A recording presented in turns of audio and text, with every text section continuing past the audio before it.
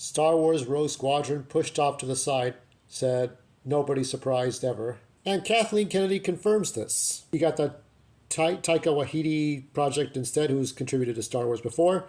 She says, we have a roadmap. The Lucasfilm president told Vanity Fair. We kind of pushed that off to the side. So Rogue Squadron's on a shelf. We will talk about how that connects to the central spine that we're working on. There's a couple of filmmakers that we've been in conversation with for a while. I'm hoping that will come in and make the overall commitment that John and Dave have made. That's ideally what I would love to see happen in the feature space. Your guide to the legacy era of Star Wars. The thing is that I'm sure a lot of the Phantom Menace is going to report on what they've seen for this article, and they'll say, oh, woke and broke. Kathleen Kennedy has woke and broke a lot of the projects, mostly about women versus men, or black versus white versus black, men versus women, LGBTQ. I think Pat and Ian from Pat the NES Punk made some good points. You know, it's when you're speaking for other people, other races, and putting identity before telling good stories, or even telling bad stories. I mean, there's some bad stories out there. To me, I have prioritized my favorite Star Wars projects. Mostly that I would put the Clone Wars stories at the top, and I was watching Rise of Skywalker, actually. I believe it was I'm watching the Star Wars Coffee channel with the 2-hour documentary about how the movie's being made. And then side by side, I'm watching Angry Joe's spoiler review of the movie. So I'm watching these two. So I've seen Angry Joe's review before, and the plot holes that he's counted. Palpatine's alive somehow. You know, that opening crawl for Rise of Skywalker, a movie I have not seen in theaters or ever seen or bought with good reason.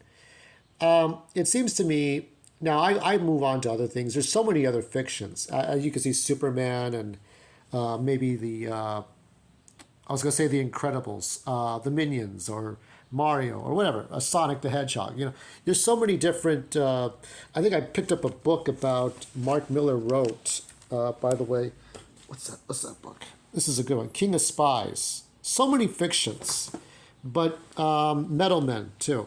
But I think overall, we're just tired.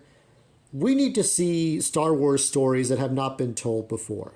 Now, the High Republic, in theory, was a good try, because you want to tell stories that happened before Darth Plagueis and the Phantom Menace, right?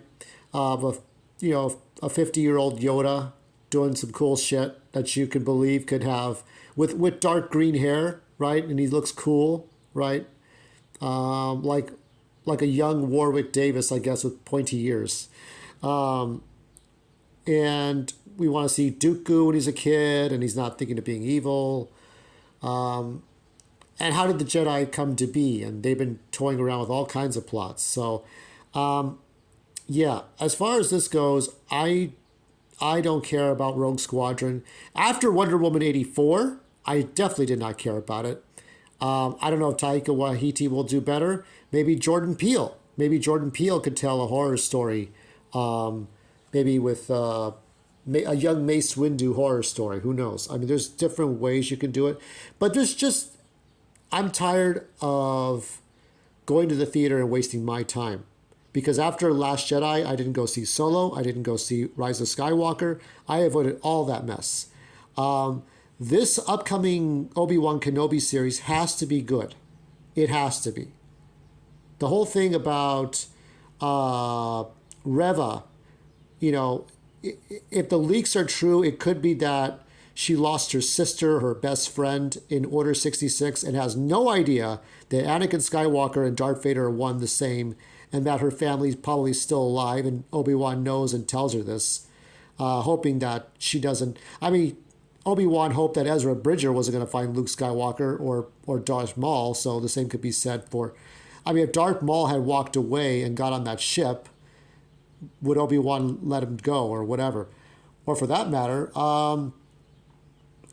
when you think about Anakin Skywalker tossing the lightsaber at Obi-Wan instead of just jumping over him and getting his arm and leg cut off, or Luke having the high ground in Episode 6. So many Star Wars theories, and so many, you just want to see things that haven't been done before.